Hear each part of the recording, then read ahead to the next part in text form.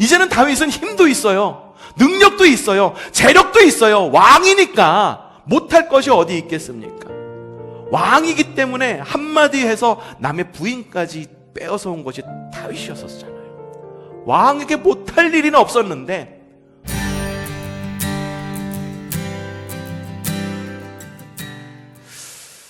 구약시대에 목자라고 하는 무리들이 있었습니다. 목자가 뭐 하는 사람들일까요? 양을 치던 사람들이었었습니다. 이 목자 하면 떠오르는 것이 주님은 나의 목자시니, 그래서 예수님의 모습이 투영돼서 목자라는 그 직업이 굉장히 로맨틱하게 여겨지기도 합니다. 근데 그 당시에 목자는요, 법정의 증인으로 채택할 수가 없는 못 믿을 사람들이었었습니다.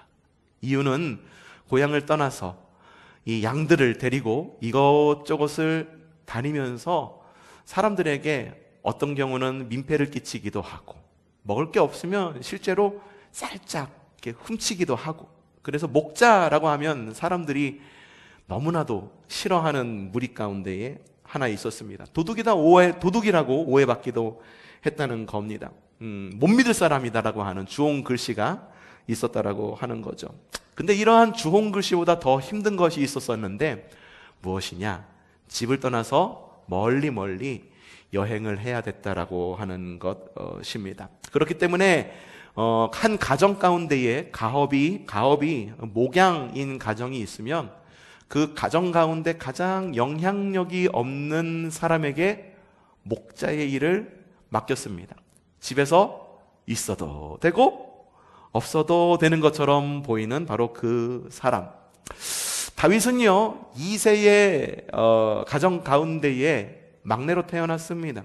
어떤 성경에는 7째로 태어났다, 어떤 성경에는 8째로 태어났다 라고 이야기를 하고 있지만, 분명한 것은 막내로 태어났다라고 하는 것입니다. 힘이 없습니다. 형들이 야, 나 이거 하기 싫어, 내가 왜 이러한 불이익을 당해야 돼? 라고 말하면서 목자일 네가 나가서 좀 해라. 아버지 2세도 한몫합니다. 그래, 막내야, 형들이 하기 싫은 거 네가 좀 하면 좋겠다 라고 말해서 다윗이 그 목자의 일을 하게 됩니다. 늘 밖에 나가 있었어요. 심지어는 사무엘이 다윗에게 기름을 부어서 이스라엘의 제2대 왕으로 세우려고 했을 때에도 다윗은 집에 없었습니다. 아버지 2세 역시 사무엘이 와서 왕을 세우러 왔어 라고 말하고 기름을 부었을 때 누가 왕이 될 상인가 막 그러면서 영화에 막 그런 내용도 막 이야기도 막 나오곤 하던데, 2세도 설마 다윗이 왕이 되겠어? 라는 마음을 가지고 있었던 모양입니다. 사무엘이 이게 답니까? 라고 해서 사무엘이 불러들여서 다윗에게 기름을 부을 정도였었습니다. 그래서 다윗은요, 늘 밖에 나가 있었기 때문에 그 마음 가운데에는 외로움이 있었습니다. 집에 대한 외로움, 아버지의 사랑에 대한 외로움. 그래서 그 외로움을 이렇게 기도합니다. 오늘 말씀 맨 마지막 절 한번 다 함께 읽어보도록 하죠. 시작! 나에게 단 하나의 소원이 있습니다. 나에게 어떤 소원? 여러분에게도 단 하나의 소원이 있습니까?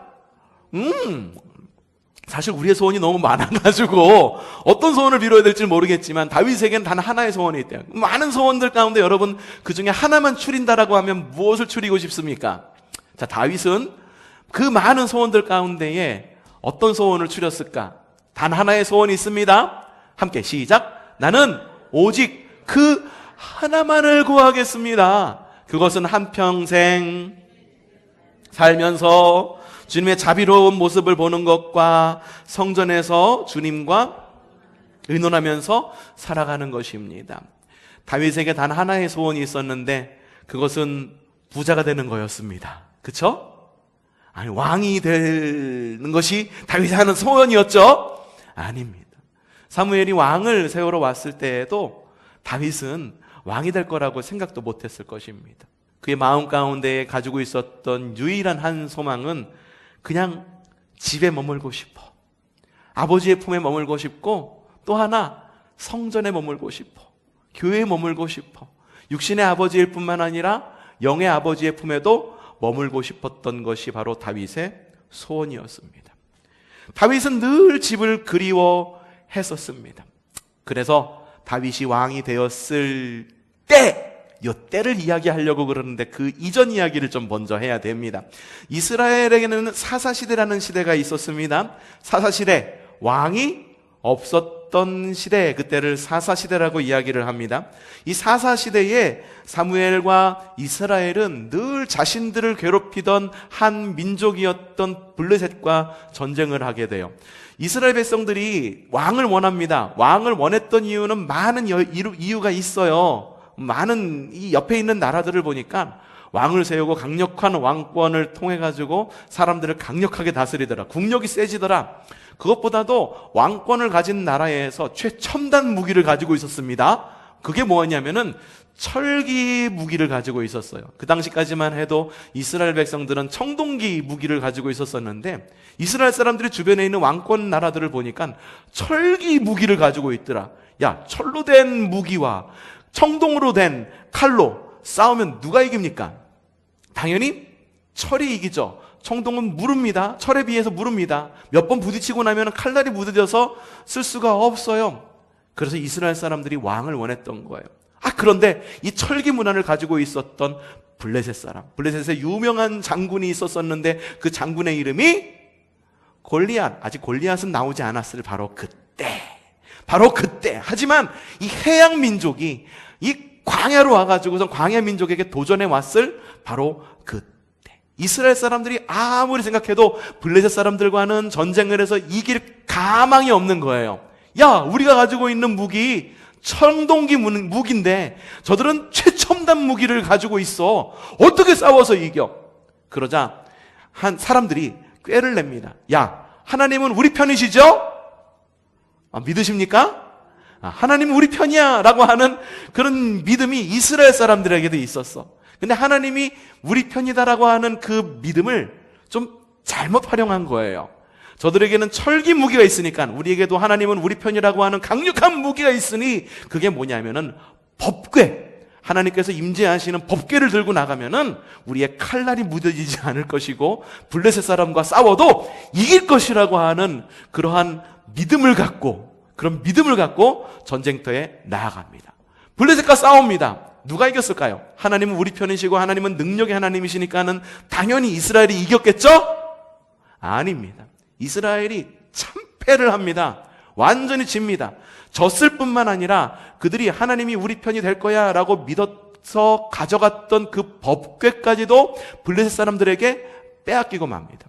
그로부터 수백 년간 이스라엘에는 법궤가 이스라엘 나라 안에 존재하지 않았습니다. 곧 법궤라고 하는 것은요, 하나님의 임재를 상징합니다.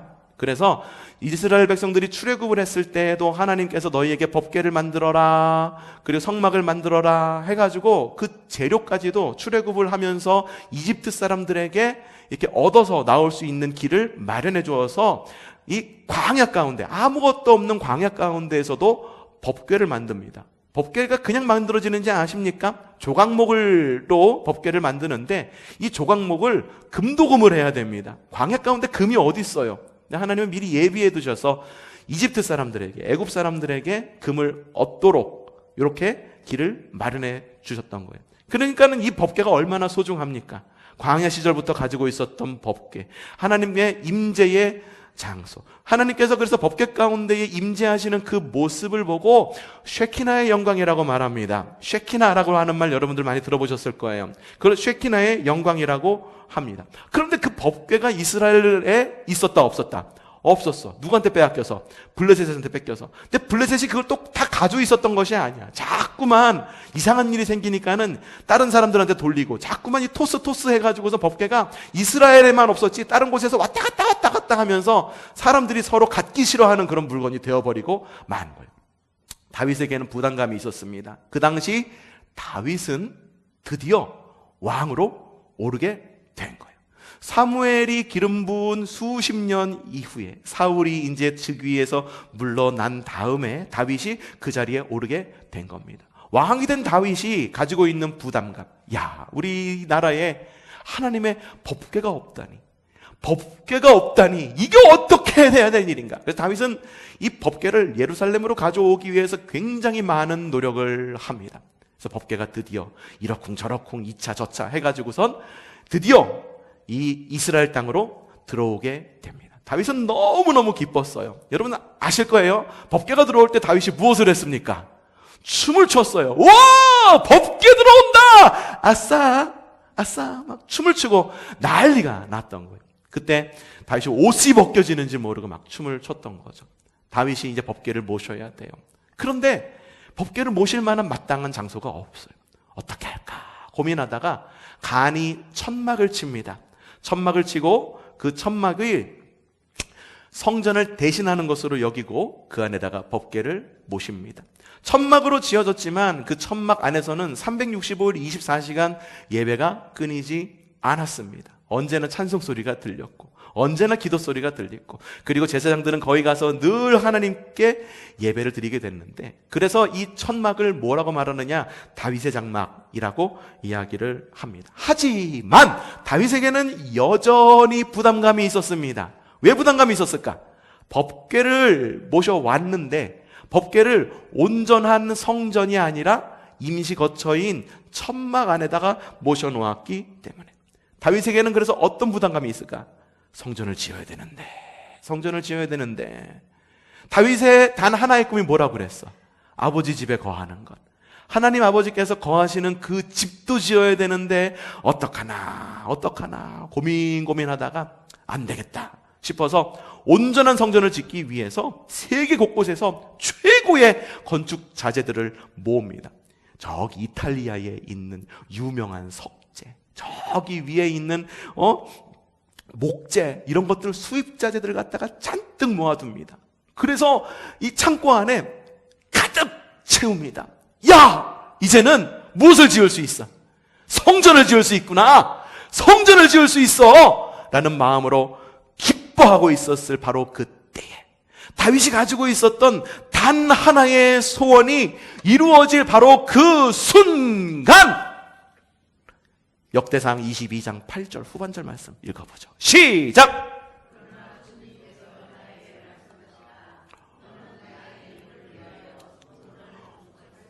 우와, 이거 무슨 천천병력과 같은 말입니까? 주님께서 나에게, 나가 누구요?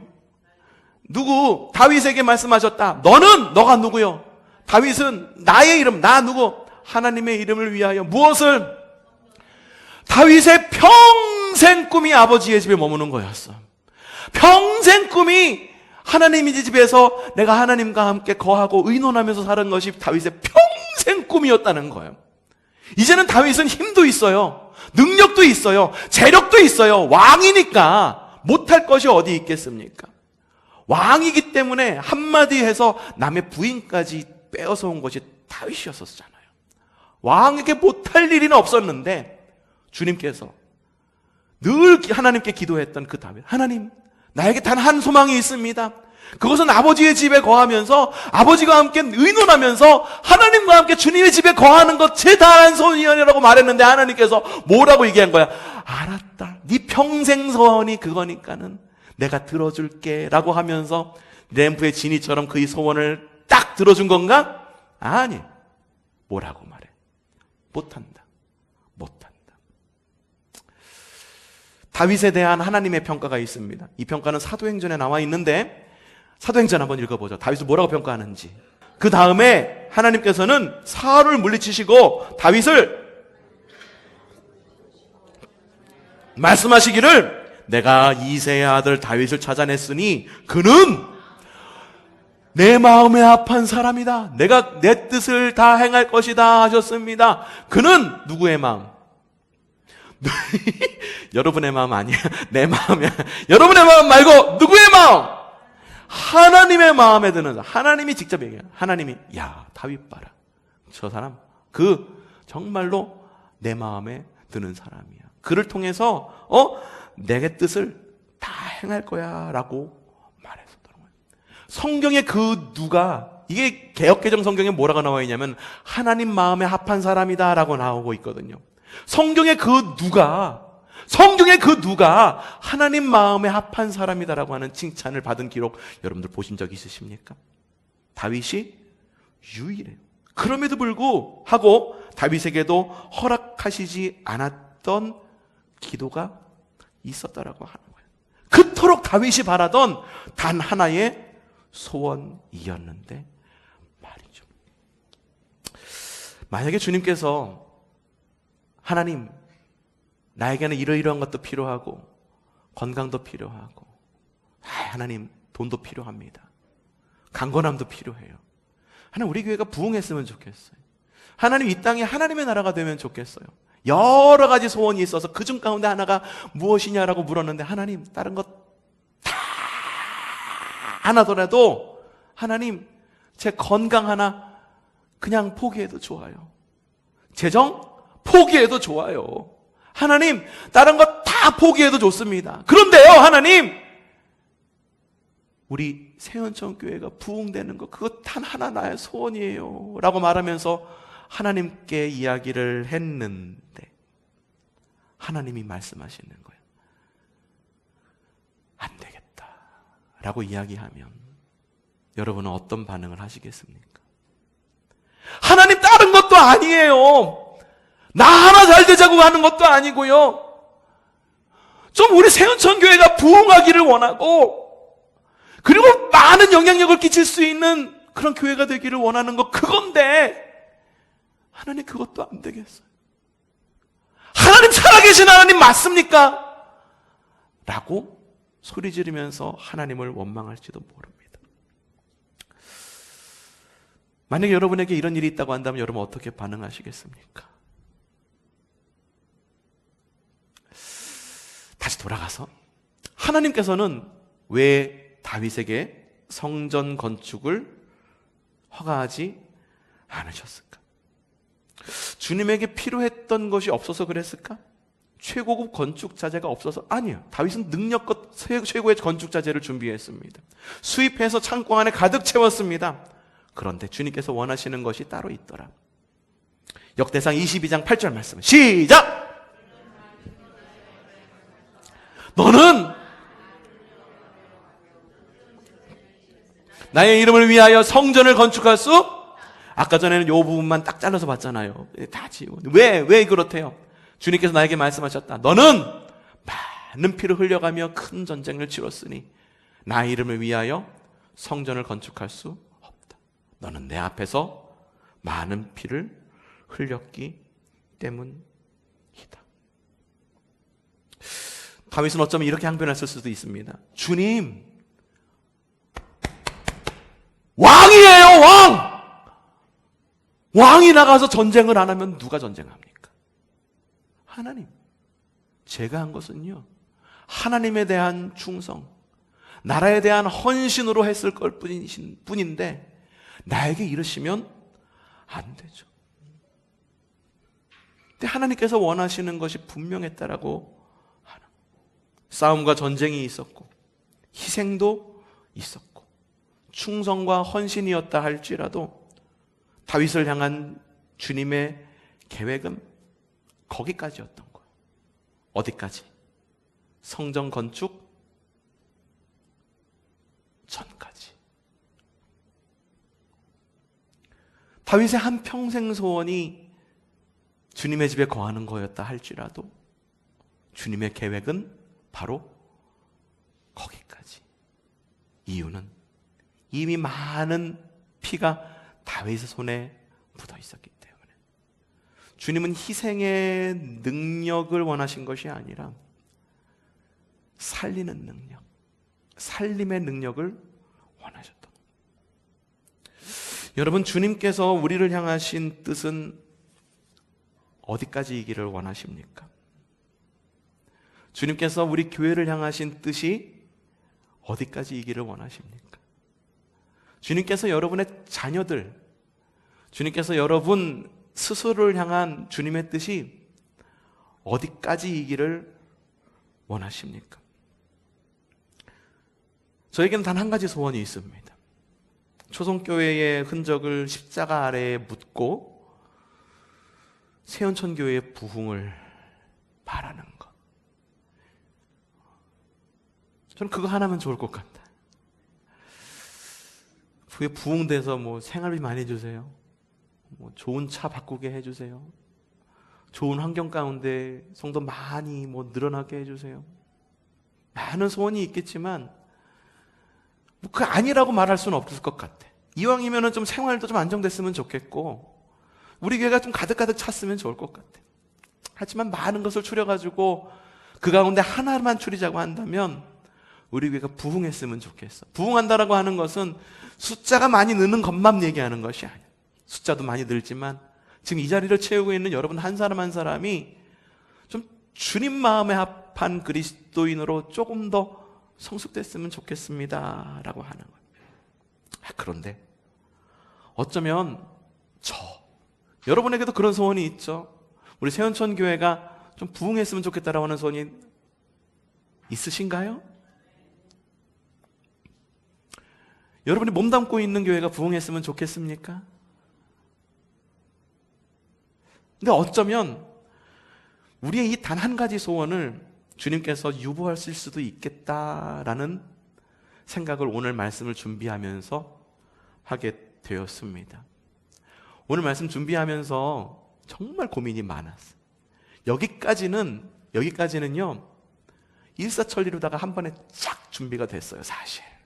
왜냐하면 있었던 이야기를 갖다가 짜 맞추는 거기 때문에, 다윗의 이야기를 전하는 것이기 때문에. 근데 그 이후의 이야기는 진도가 안 나가더라고.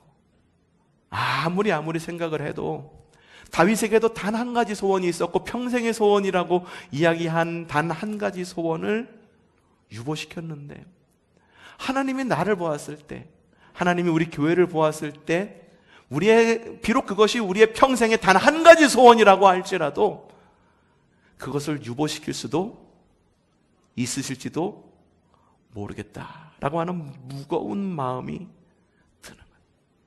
왜? 지금까지 우리 손에 정말 많은 피가 묻어 있었기 때문에. 다윗이 묻혔던, 전쟁을 하면서 묻혔던 바로 진짜 끈적끈적한 붉은 피를 묻히지 않았을지는 몰라도 다른 피들을 얼마나 많이 묻혔습니까? 이기심이라고 하는 피, 낙심이라고 하는 피. 낙심이라고 하는 피는요, 사실상 이 낙심이라고 하는 마음은요, 하나님에 대한 불신의 마음의 반증이에요, 사실은. 그래서 낙심이라고 하는 것은 하나님에 대한 신뢰에 대한 부분부터 터치를 해나가야 되는 부분입니다.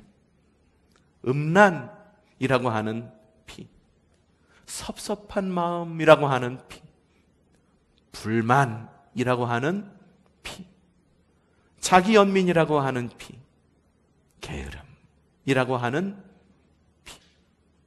실제로 이러한 피를 우리 손에 얼마나 많이 묻혔습니까? 너무 추상적이더라고요. 여러분, 그럼 구체적으로 한번 이야기를 해봅시다. 그동안에 우리 교회 안에서 상처받고 나간 성도들이 얼마나 많습니까? 목사의 잘못, 여러분의 잘못, 누구의 잘못이라고 탓하기 전에 이미 우리 손에는 실제로 너무 많은 피가 묻어있지 않느냐는 거예요. 만약에 주님께서 우리에게 이렇게 말씀하신다면 뭐라고 말하겠습니까? 역대상 22장 8절 말씀을 제가 좀 재해석해봤어요. 다윗에게 했던 말씀, 다윗에게 거절했던 그 말씀을 좀 제가 재해석해봤습니다. 함께 읽어보죠. 시작. 너는 많은 피를 흘려가며 지금까지 왔으니 나의 이름을 위하여 부흥을 꿈꾸지도 마. 너는 내 앞에서 많은 피를 땅에 흘렸기 때문이다. 주님께서 우리에게 그렇게 말씀하신다고 한다면 여러분 어떡하시겠습니까? 나는 평생에 단 한 가지 소원, 많은 걸 바라는 것도 아닌데 주님께서 너의 손에 피가 많이 묻었으니 안 된다라고 말한다면 여러분은 어떻게 하시겠습니까? 사실 이 질문 때문에 저는 오늘 설교 준비하면서 마음이 너무너무 무거웠었어요. 결말을 어떻게 해내야 될지 고민이 너무너무 많아서 지난 금요일 우리 제자라고 하는 제자 훈련 코스가 있는데 제 이야기를 좀 나누었어요. 이번 주 이야기가 이 이야기인데 이 결말을 어떻게 내야 할지 모르겠다. 이러이러한 이야기가 있는데 나의 손에 묻힌 피가 너무 많더라. 다윗처럼 시뻘건 피를 묻히진 않았어도, 직접적으로 누군가를 죽이진 않았어도 간접적으로나마, 아니면은 내가 가지고 하나님 마음에 합하지 않은 마음으로 말미암아 너무나 많은 상징적이라고 말하는 바로 그러한 피가, 비유적이라고 말하는 바로 그런 피가 내 손에 너무 가득하더라. 나는 우리 교회가 너무너무 부흥되기를 원하는데 하나님께서 오셔서 최 목사, 넌 거기까지만 해 라고 말씀하신다면 나는 뭐라고 대답을 해야 될까? 다윗의 경우 하나님께서 어떻게 하셨을까? 한번 봅시다. 역대상 22장 9절에서 10절 말씀입니다. 시작!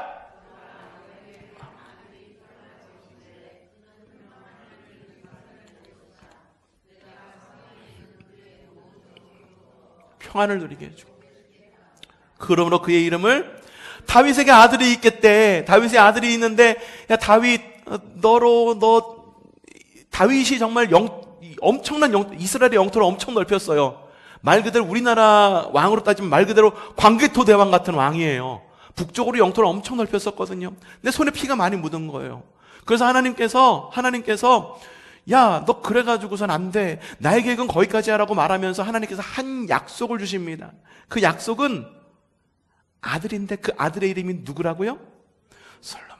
다음, 그가 사는 날 동안 내가 이스라엘에 평화와 안정을 줄 것이다. 그가 내 이름을 위하여, 누가 짓는데? 누가 짓고 싶었어? 근데 누가 짓는데? 다윗의 소원이 이루어진 건가 안 이루어진 건가? 다윗의 소원은 이루어지지 않았어. 이왕이면은 내가 살아있을 때 성전을 짓고 싶어. 내가 살아있을 때 숨이 붙어, 사는 게 복인데 그 살아있음의 복 안에서 하나님 안에 집안에 거하는 그 복을 누리고 싶은데 다윗 안에서는 그 이루어지지 않았지만 다윗의 후손인 솔로몬을 통해서 내가 성전을 건축할 것이다. 그는 내 아들이 되고 나는 그의 아버지가 되어 이스라엘을 다스리는 그의 왕위가 영원히 흔들리지 않고 튼튼히 서게 해줄 것이다. 하나님께서 어떻게 하십니까? 다윗의 때에 이루지 못한 다윗의 꿈을 후손을 통해 이루어 주시겠다라고 말씀하십니다. 마음이 무거워지지 않습니까? 어쩌면 우리를 통해 이루어 달라고 기도하는 바로 그것이 우리가 살아있는 동안 이루어지지 않을 수도 있겠다라는 마음이 제 마음을 짓누르고 있으니 얼마나 마음이 무거웠겠습니까? 이스라엘 백성은요, 이러한 경험을 이미 오래전에 한번 해봤어요. 이스라엘 백성들이 출애굽을 합니다. 출애굽 1세대였었습니다. 근데 출애굽 1세대가 광야에서 불순종을 합니다. 그리고 그들이 광야에서 불순종함으로 그들의 손에 피를 엄청 묻힙니다. 그래서 그들이 가나안 땅에 못 들어갑니다. 가나안 땅에 들어간 것은 출애굽 1세대가 아니라 광야에서 나고 자란 출애굽 2세였었습니다. 하나님께서 이미 모세를 통해서 이야기하셨어. 야, 너희 광야에서 불순종했으니 너희 못 들어갈 거야. 너희 자손들이 들어갈 거야. 라고 하나님께서 아주 명확하게 말씀해 주셨어요. 그럼 출애굽 1세대는 어떤 자세를 취했어야 될까요? 에이! 어차피 나는 가나안 땅에 못 들어가니까 될 대로 되라. 우상 만들어서 우상 막 섬기고. 하나님 그게 뭐야? 아유, 우리 소원도 안 들어주신다는데 건강 달라고 하는데 건강, 이게 내 평생 소원, 내 평생 소원이 이것뿐. 그건데 가나안 땅에 들어간다고 불러내고선 가나안 땅에 못 들어간다고. 출애굽 1세대는 어떤 자세를 취했어야 될까? 사실 우리들의 모습을 돌아본다고 한다면 출애굽 1세대의 모습도 그리 다르지 않았을 거란 생각이 들기도 해요. 어차피 못 들어가는 거 우리 멋대로 살자. 내가 결정해서 내가 뜻대로 살자. 여러분, 비록 우리가 다윗 그리고 출애굽 1세대일지라도 사실 근데 우리가 출애굽 1세대일지 다윗일지 다윗의 모습일지 우리는 몰라요. 주님밖에 모릅니다. 우리가 다윗과 같은 상황이고 출애굽 1세대와 같은 상황일지는 그렇게 여겨질지 모른다 할지라도 우리는요 지혜가 있어야 돼. 다윗이 어떻게 했습니까? 야, 어차피 내가 성전 못 지을 거니까 여기에 모아놓은 모든 성전 기물들 다 팔어. 차라리 이거 팔아가지고 나 하나 잘 먹고 잘 사는 게 낫지. 국력에 이바지하는 게 낫지. 그거 뭐 한다고 어차피 내가 못하는 거. 그러면서 다 때려쳐야 됐을까? 아니야. 다윗은 그럼에도 불구하고 끝까지 성전을 지을 바로 그 재료들을 창고 안에 가득 채웁니다. 출애굽 1세대? 여러분, 우리는 출애굽 1세대 같아서는 안 됩니다. 어차피 가나안 땅 못 들어갈 거니까 하나님한테 불순종하고, 어차피 하나님 앞에 가나안 땅 못 들어갈 거니까는 내가 누구를 미워하건 무슨 상관이야 라고 생각하고 행동하는 것이 아니라 우리의 삶이 비록 광야 같을지라도 그 안에서 순종하는 백성이 되어야 된다라고 하는 거예요. 여러분, 그렇게 되기를 바라요. 여러분, 우리 교회는요 앞으로 어떻게 변화될지 정말 아무도 모릅니다. 정말 주님께서 다윗처럼 이렇게 이야기한 것처럼 주님, 우리 교회 이름 세운천교회라고 이름 바뀌고 뭔가 부흥이 일어나기를 원하는데 주님 나에게 해주실 거죠? 라고 기도했을 때 주님께서는 정말 아니야, 너는 환경 이렇게 잘 꾸며놨잖아, 네가 할 것은 여기까지야 라고 말하고 너에게서 태어날 2세들, 우리로 인해서 자라날 후손들이 이 교회를 일으키고 부흥시킬 거야 라고 정말 그렇게 말씀하실지도 모른다라고 하는 거죠. 우리는 늘 그렇게, 저는 늘 그렇게 설교해 왔잖아요. 여러분, 광야를 뛰어넘어서 우리 가나안 땅으로 들어갑시다. 여러분 아멘 하면서 너무너무 좋아했어. 근데 어쩌면 우리가 출애굽 2세대가 아니라 출애굽 1세대일지도 모르겠다라는 생각이 불현듯이 들면서 하나님 앞에서 어떤 자세로 우리가 신앙생활을 해야 될지를 다시 한번 돌아보게 되더라. 여러분 어떻게 하시겠습니까? 여러분이, 그리고 우리 교회가 다윗처럼 출애굽 1세대처럼 아무것도 이 생에서 내가 원하던 단 한 가지 소원을 이룰 수 없다라는 주님의 말씀을 들었을 때 다 포기하고 떠나가겠습니까? 저 여러분에게 이야기하고 싶어. 그럼에도 불구하고 성전을 지을 재료들을 가득가득 채우는 지혜가 우리 가운데 있기를 바라요. 네. 비록 그 열매를 우리가 먹지 못한다 할지라도 주님 나라를 위해 힘써 예배하고 봉사할 줄 아는 그런 믿음의 성도가 되기를 바랍니다. 출애굽 1세대처럼 광야 가운데에서 그냥 다 죽을지도 모르는 그런 운명이라 여겨질지는 몰라도 그냥 있는 자리에서 우리의 운명이 그렇다라고 말할지는 몰라도 내 목숨 하나 붙어 있는 바로 그 순간, 바로 그 순간에 하나님만 바라보고 하나님께 헌신하며 예배하는 우리 모두가 되기를 바랍니다. 여러분 따라 하십시다. 함께 성령 안에 예배합시다. 비록 나의 평생에 단 한 가지 소원 이루어지지 않을지라도 사랑으로 사역하기를 바랍니다. 여러분, 우리 여러분의 단 하나의 소원이 막히는 것이 두렵습니까? 내 한 가지 소원, 그냥 건강한 거 하나뿐인데 주님께서 그거 하나 안 들어주셔. 손가락질 하시면서 주님을 원망하십니까? 그냥 다른 것도 아니야, 그냥 입에 풀칠하면서 살아갈 수 있게 해달라는 거, 그거 단 한 가지 소원인데 그거 안 들어주셔. 그거 이루어지지 않는 것이 여러분 불안하십니까? 여러분의 단 한 가지 소원이 막히는 것이 두렵습니까? 아니면 너무 여러분들이 하나님 앞에서 바라는 것들이 많은데 그중 하나를 고르는 것이 어려워서 그것이 마음의 걱정이십니까? 여러분, 두려워하지 마십시오. 오늘 성경 마지막 절만 읽었잖아요. 그 앞에 뭐라고 나와 있는지 아십니까? 그 앞이 우리에게 놀라운 힘을 주는 말씀입니다. 한번 그 말씀 우리 크게 한번 읽어보도록 하십시다. 시작!